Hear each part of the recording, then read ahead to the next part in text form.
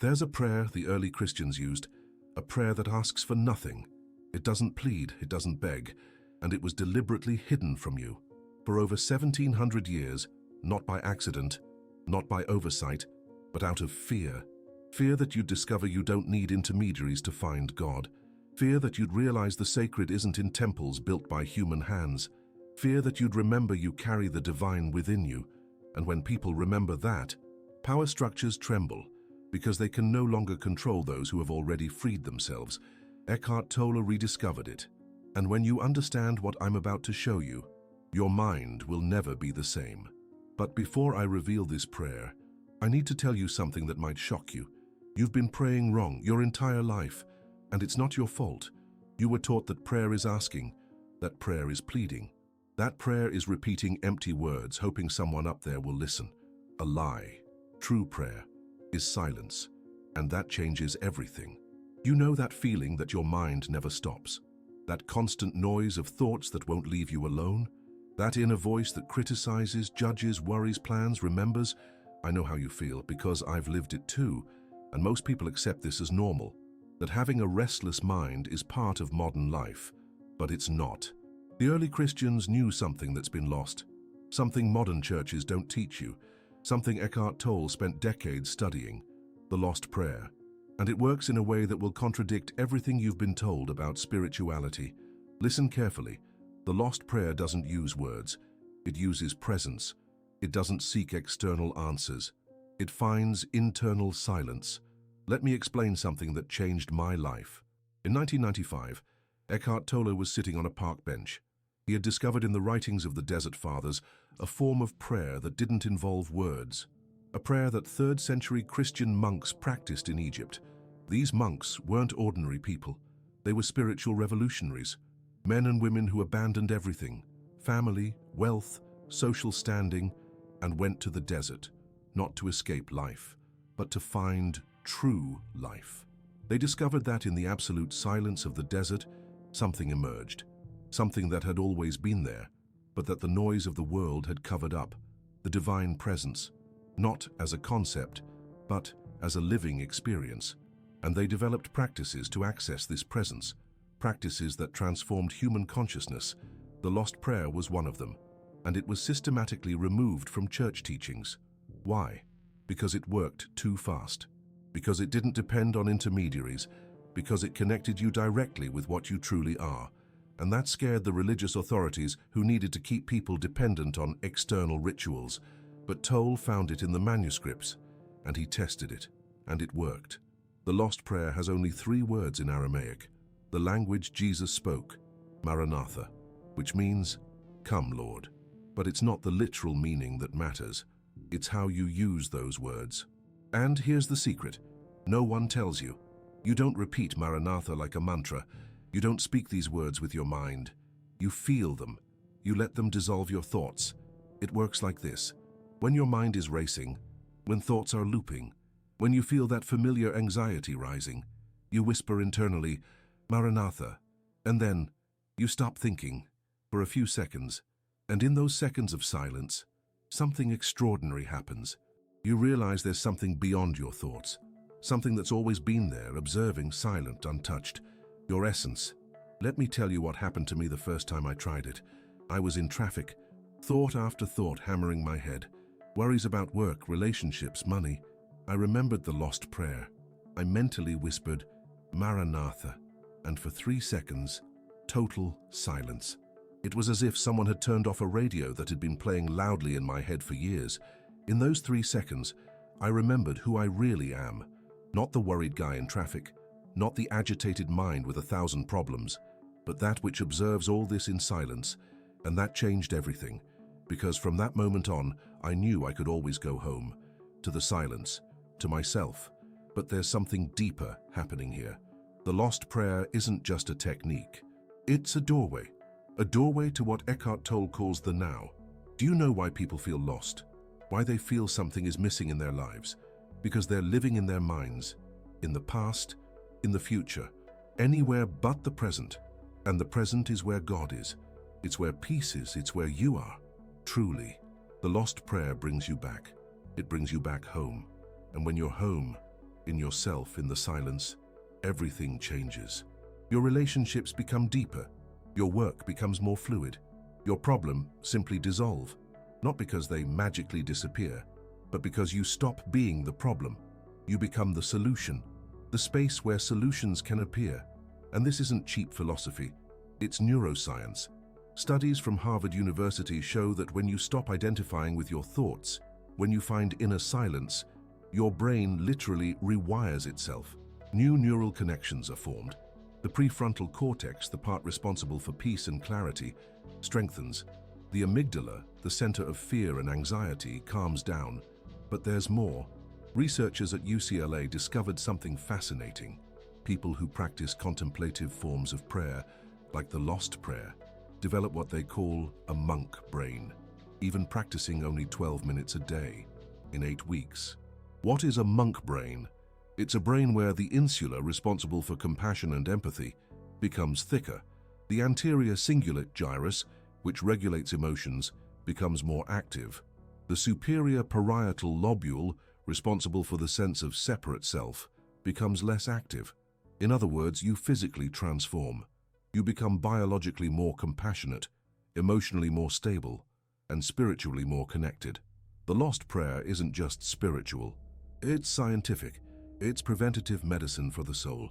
But there's something I need to warn you about. When you begin practicing this, some people around you will notice changes in you, and not all of them will like it. Because when you find real, authentic peace, you stop participating in the collective drama. You stop fueling negative conversations. You stop stressing over small things. And that bothers those still trapped in the mental cycle. I know it sounds strange, but it's true. True peace frightens people still at war with themselves. So be prepared. You'll need courage, not to learn some lost prayer, but to become someone who no longer needs it, because that is the ultimate goal. You practice silence so much that it becomes your nature. You remember who you are so completely that you forget who you thought you were, and then you're free, truly free. Free from the prison of your own thoughts, free to live in the present, free to be yourself, without masks, without performances, without anxiety, just being. But wait, I know you must be thinking, this is too good to be true. Or Al, how can something so simple work? Or maybe, why didn't anyone teach me this before? These are valid questions, and I will answer them all. But first, let me show you exactly how to practice the lost prayer, step by step, in a way that works from the very first attempt, because it's no use telling you the theory if you don't know how to apply it in practice. And there are some secrets, some details that make all the difference. Details that Eckhart Tolle discovered over decades of practice, details that will accelerate your process and connect you with silence faster than you imagine. So take a deep breath, because what comes next will transform your relationship with your own mind forever. The practice of the lost prayer has 5 stages, but pay attention. These aren't stages you do one after the other. They are layers that happen simultaneously, like a symphony. And here's something crucial that Eckhart Tolle discovered after years of practice. Each layer has its own rhythm, its own wisdom. Some people master the first layer in days, and others take months. Some feel the vibration of the sacred word immediately. Others need weeks to notice, and that's perfect, because your journey is unique, your time is sacred, and the lost prayer adapts to you, not the other way around. First layer, the inner posture. You don't need to sit in lotus position. You don't need to close your eyes.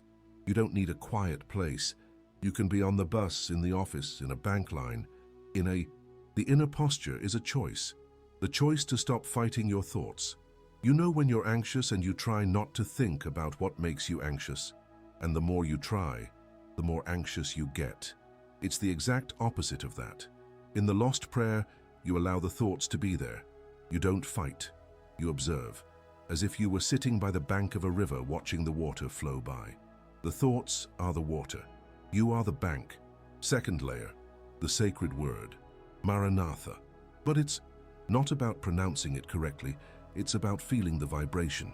Eckhart Tolle discovered that when you whisper Maranatha internally, something happens in your body, a subtle vibration, as if every cell in your body remembered something very old, very true.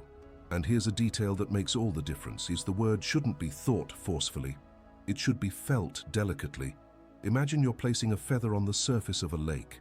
The word Marinatha is the feather. Your consciousness is the lake. You don't throw the feather forcefully. You gently place it and observe the circular ripples that form. These ripples are the vibration of the lost prayer spreading through your being, through your thoughts, through your emotions, through your body, until it reaches your heart. And when it reaches the heart, everything stops. For a few precious seconds, everything stops. Try it with me now. Close your eyes for a second. Take a deep breath and whisper mentally, Maranatha. Did you feel it?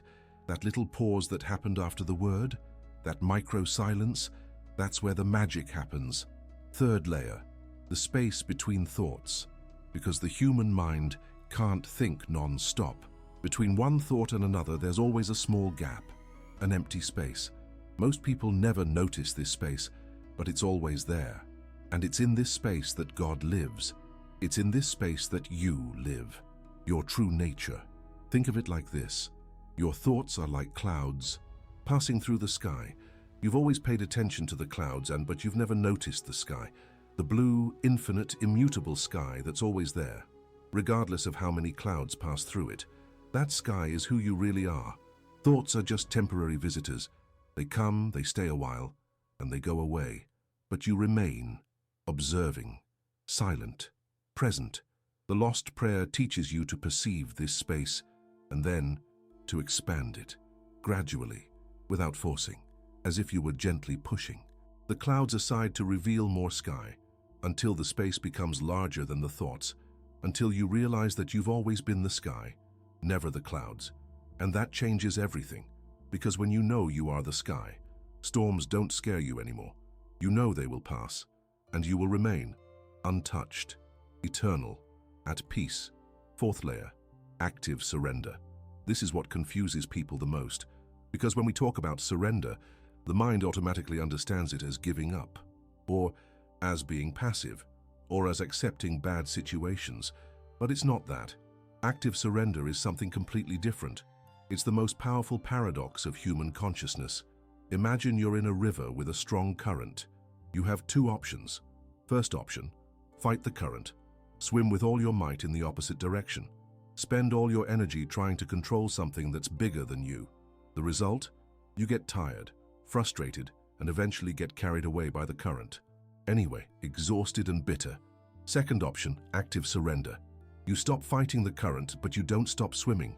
You swim with the current, but you choose your direction. You use the river's force to your advantage. You get where you want to go with grace, fluidity, and without wasting energy. In the lost prayer, you surrender to the present moment, to what's happening now, not because you like it or dislike it, but because it's what's happening. And when you stop resisting reality, you release all the energy you were spending on resistance, and you can use that energy to respond wisely. Reality stops resisting you, because there's no more conflict. There's only flow, only dance, only harmony between you and what is. And that doesn't mean you become passive. On the contrary, you become more active than ever. But your actions come from a different place. They don't come from fear, anxiety, control. They come from presence, clarity, wisdom, and actions that come from that place are infinitely more powerful. Fifth layer, the silent integration. Here's the secret nobody tells you. The lost prayer doesn't end when you stop practicing. It continues, running in the background, like software running on your operating system.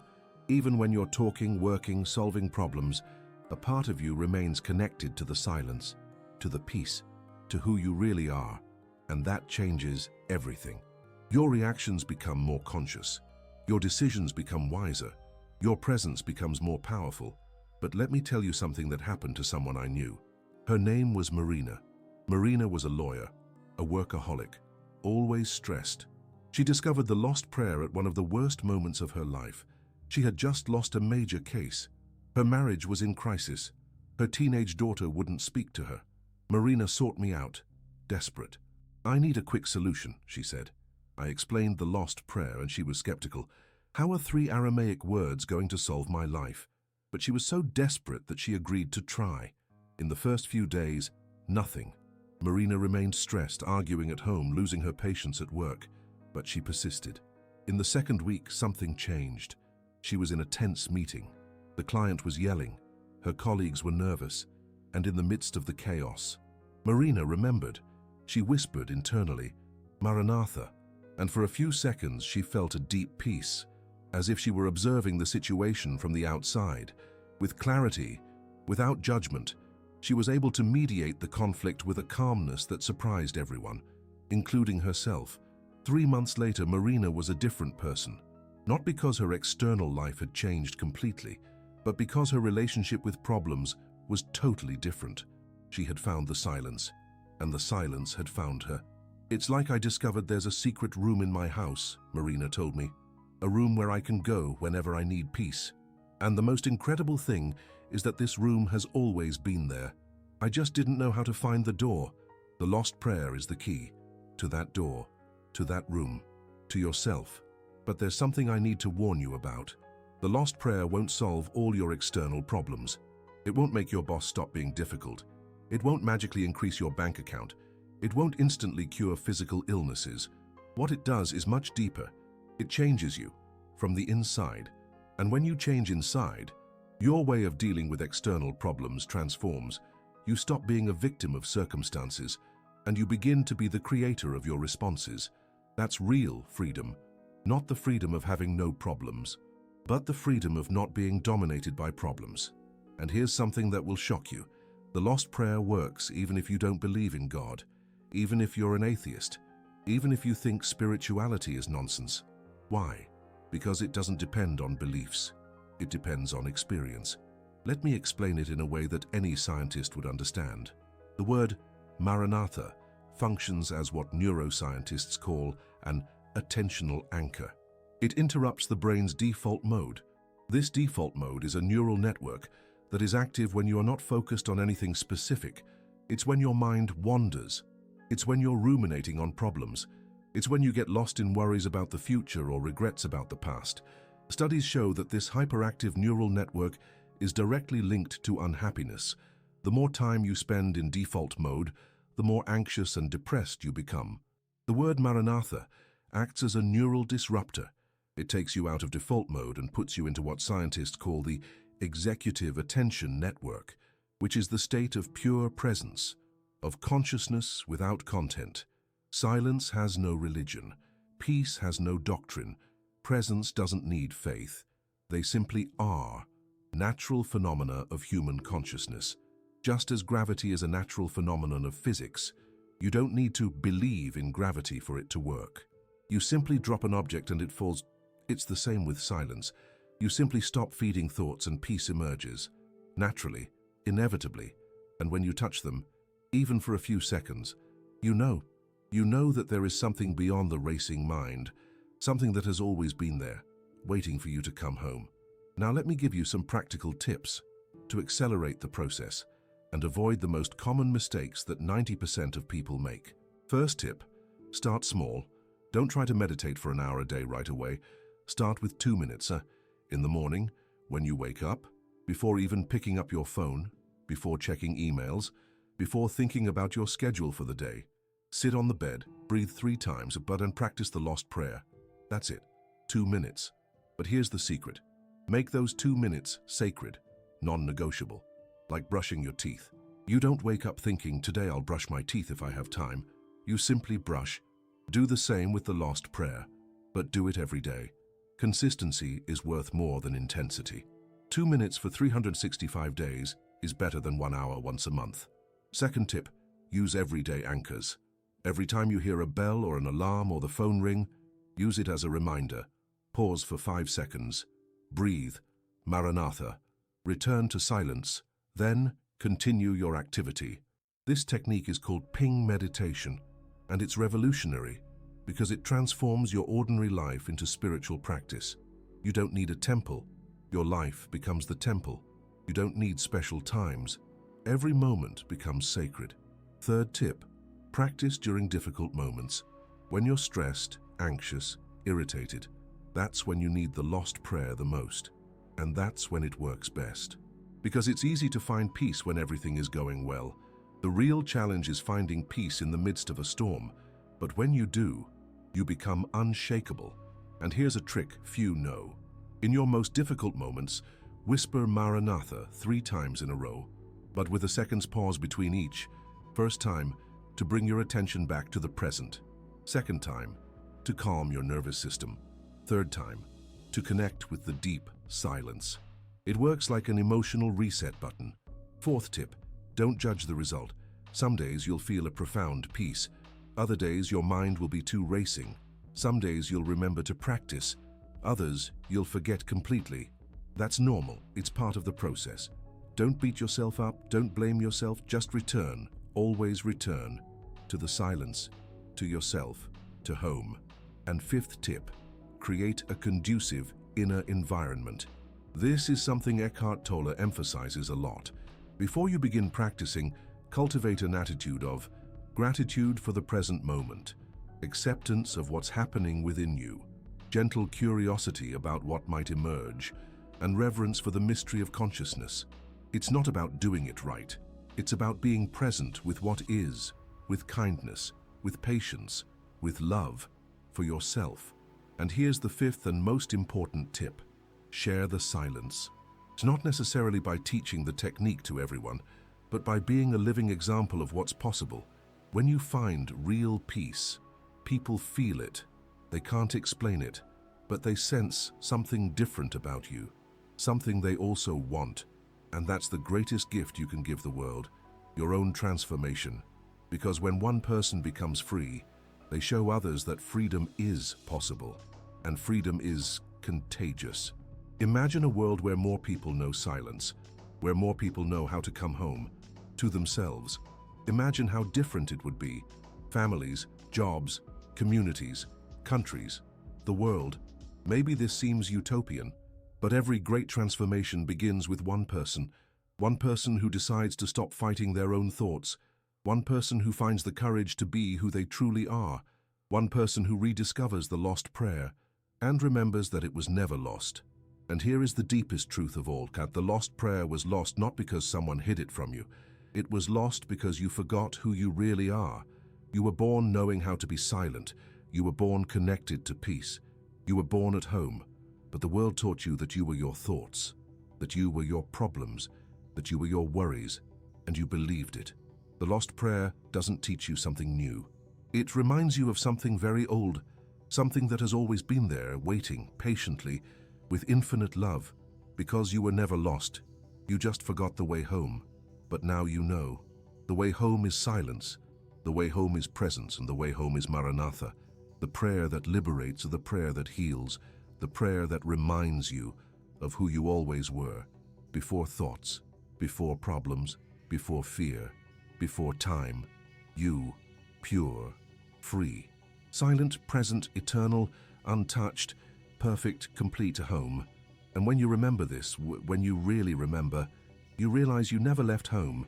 You just closed your eyes and dreamed you were lost.